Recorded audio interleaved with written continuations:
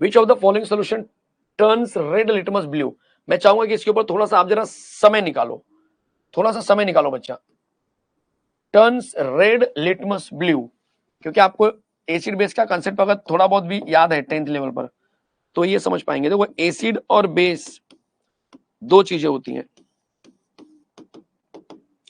तरीका क्या है, मैं तरीका बता रहा हूं।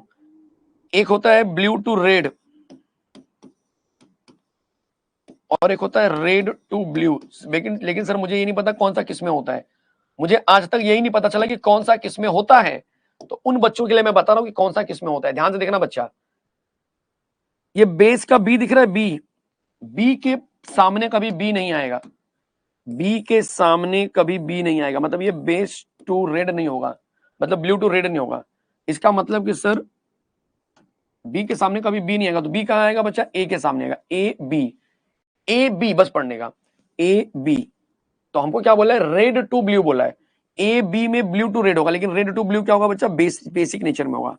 तो हमको ये वाला कंसेप्ट लेना है, मतलब हमारा सोल्यूशन क्या होना चाहिए, बेसिक होना चाहिए। अब हमारा सोल्यूशन बेसिक होने के लिए क्या चाहिए, हमको स्ट्रॉन्ग बेस चाहिए। अब समझ में आया, समझ में आया बच्चा।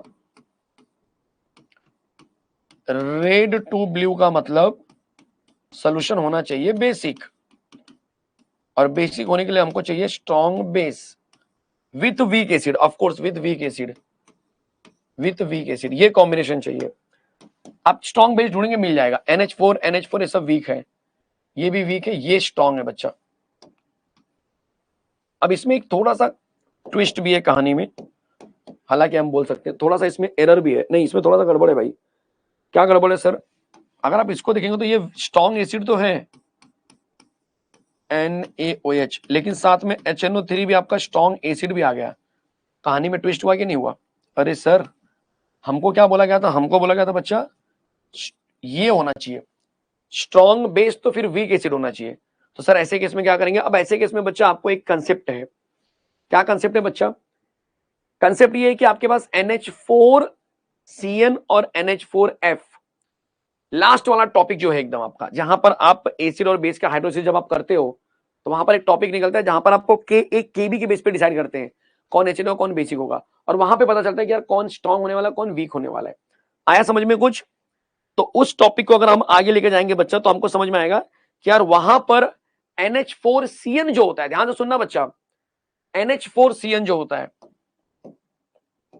अभी यहां पर ये हो सकता था अगर ये वीक होता ना तो ये आंसर होता था, लेकिन अब ऐसा नहीं है, तो फिर हमारे पास ऑप्शन नहीं है, फिर हमारे पास फिर डायरेक्टली देखो ये देख लो, ये स्ट्रॉन्ग एसिड खत्म, स्ट्रॉन्ग एसिड खत्म, ये भी स्ट्रॉन्ग एसिड खत्म, तो बचा कौन, ये बचा। लेकिन सर ये तो दोनों वीक वीक है, दोनों वीक है, लेकिन उस वीक में भी, उस वीक के अंदर भी NH4OH स्ट्रॉन्ग है, मैं यही बताना चाह रहा हूं।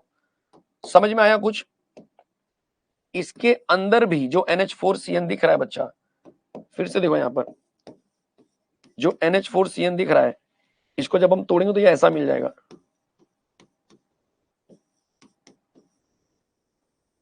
इसके अंदर जो Kb मिलेगा और इसके अंदर Ka मिलेगा, तो हम बोलेंगे कि यहां पर Kb is greater than Ka का लॉजिक है। आया समझ में, जो कि बुक में दिया हुआ है, आपको पढ़ना पड़ेगा थोड़ा सा, ये आंसर इस तरह से हो रहा है।